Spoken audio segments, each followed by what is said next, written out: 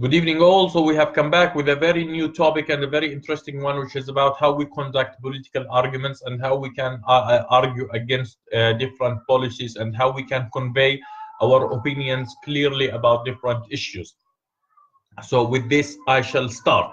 So just to give you a quick brief why this topic is being discussed.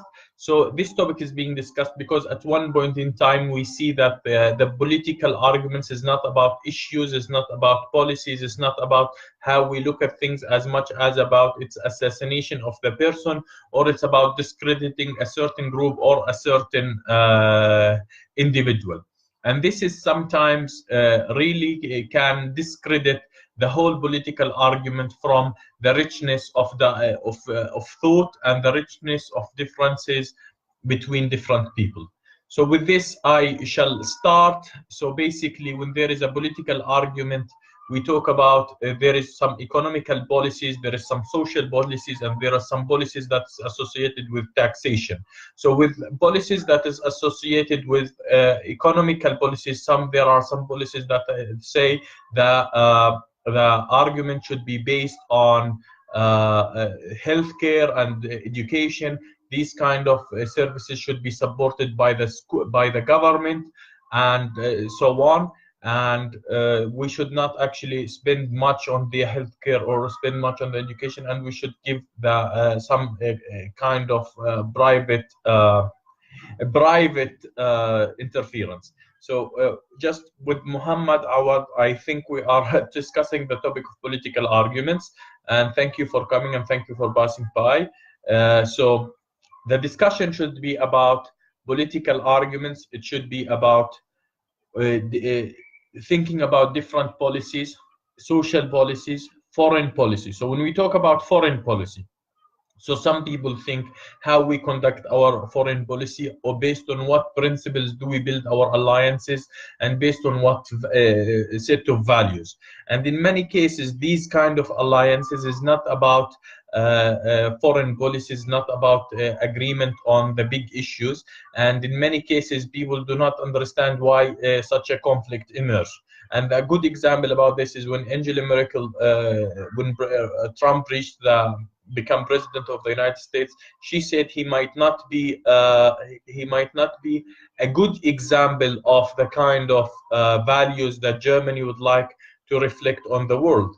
And sometimes we have to show where are the red lines in our foreign policy, where are the gray lines, and where are the white lines, what are the things that we all agree on, and so on. So for example, I think there is a common agreement in terms of foreign policy across the Middle East that we are against terrorist acts, and there are always a lot of definition who's terrorist and what is terrorist organization and so on. So from this, there is agreement on a definition of terrorism and who's in the list of terrorism and so on.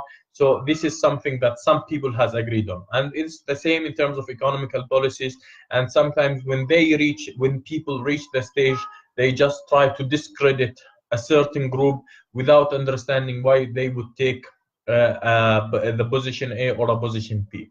Social policies are also important. How we think about family, what kind of laws we have around marriage, or what kind of laws we have about engagement, what kind of human rights we have. In terms of, for example, sometimes I see some clear contradiction between even the reality and people. So, for example, allowing your daughter to travel is something that some people say is associated with the law, while other people is associated with the father power over their children. So in Europe, there is agreement. If the girl wants to leave or to travel, it's her choice. She's a full an adult that she can take her choices. However, socially in our region, this might be the law, but we see a very strong agreement among most of our society that maybe she has to consult with her father, and she has to take her under his decision as a form of wali al-amr, or someone of authority. So this is something that we need to discuss, and sometimes from time to time we see there is differences, and we see that some topics emerge which makes some level of conflict, and we can't argue on these conflicts because we don't have a proper understanding of what is human rights, what is the Islamic laws in that section, and how we can actually coordinate between human rights or international law or whatever the global community or whatever has been practiced outside and what we can practice inside. And not all the cases it's something like clearly wrong or clearly right, so we have actually to define the topic in a proper way. My argument, my full talk about this is about that we need to build a clarity in terms of what are the bases that we build our political arguments and why we take such a position. And instead of we attacking a particular person or a particular group, and we have also to develop some clear social policies related to our security, especially in a time where security is become a very broad topic and it can affect freedom. So there are some elements or some topics that are very active these days, which is about security and freedom in a turbulent region. This is something that we always need to think about. Human rights and some Islamic laws or normal traditions and so on. This is also a very hot topic, even it is not associated with power, authority, or any kind of let me say, any kind of individual who's ruling, as much as it's associated with the problem themselves. By understanding these, we can solve our problems and we can actually become more active in providing a better understanding and better solutions for any problems we face.